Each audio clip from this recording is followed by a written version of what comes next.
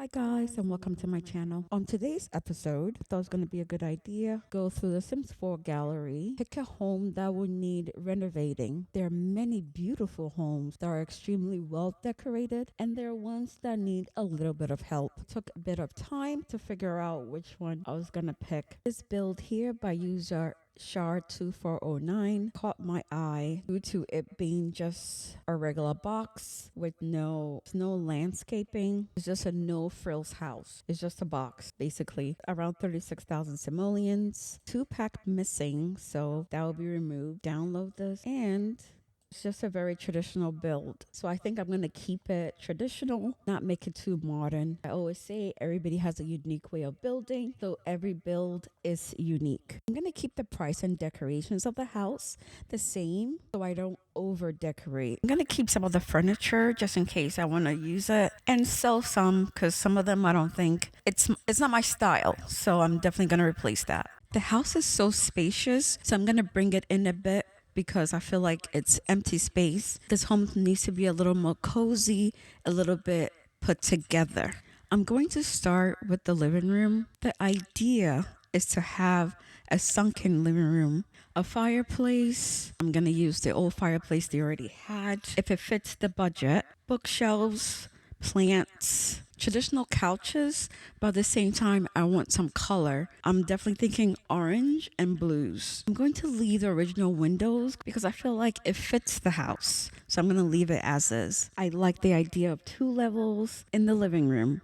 The sim will climb down to get to the living room and then go up to turn on the fireplace or grab a book to read. The focal point will be the TV section where I'm going to mount the TV instead of leaving it on a TV stand. I was thinking of doing a wraparound couch, but realized the space where the sim will walk through will be difficult and I was going to lose a bit of the library. I definitely wanted 3 bookshelves. I had to compromise the vision a bit and left it as it was. The most difficult part, building out the TV section. The issue was that on the outside of the house, the window will look through a wall instead of the home.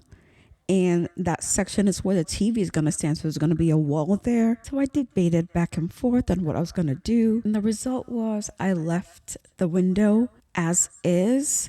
So if somebody's looking through the window, they'll see a wall instead of the living room right away. There'll be like a small space for them to see through. And then incorporate some plants in here. Also by the TV, so it could be part of the focal point. I like trying different things that I haven't done before. It always surprises me how things work out. The next section will be the kitchen, where I think I'm gonna leave it like it came with this build. It's a bit sparse, so I'm gonna fill it in. I wanted to find the right combination of wood color, the function of the space on how your sim is gonna move around to really check myself, because I can add so many decorative items that the place was gonna be packed. So I have to really restrain myself. It's gonna be a large kitchen with an island. I'm gonna use a storage cabinet to store spices and some olives. I love the look of the color spices that's in the game. I'm going to leave the recessed lights, of course, and add additional contemporary chandeliers that matches the kitchen. I'm going to include a breakfast nook. Okay, maybe a round small table or maybe a square one. Look nice by the window. I'm going to feel like it's always best to have extra seating. I love the stove being in the middle of the island and the hood on top of it. I'm going to choose to have a sink instead of a dishwasher. No microwave. For the upper kitchen cabinets, I'm going to leave the open see-through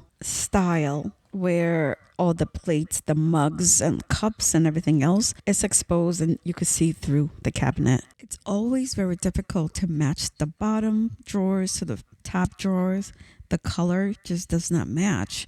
Even though sometimes you want the cabinets look different than the bottom and the styles doesn't match, but you still want it to match because of the style you have in your head. I guess it's one of those things that infuriates me because there's not enough colors in this game. Be a good option that all the colors in the cabinets matches the lower cabinet's colors. And it shouldn't depend on the style. They all should match. The issue I have with this build It's too spacious.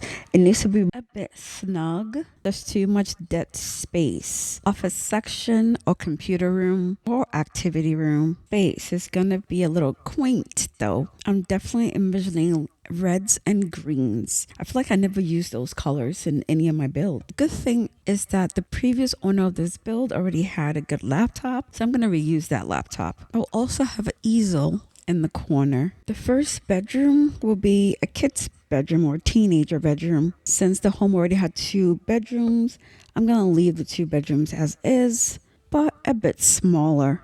Orange is the theme for today. I love a good bright room. It's not going to be much in this room, but just a closet and a few essential things. I don't know. The previous lamps looked huge for the space, so I switched that out. I don't think I've used this carpet before. This color carpet matches really nicely with the whole aesthetic. Moving on to the bathrooms. So I'm going to have 2 bathrooms.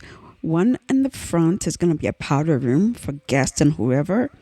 And the one behind will be for the family that want to take showers or whatever. I always find it weird to have 1 bathroom.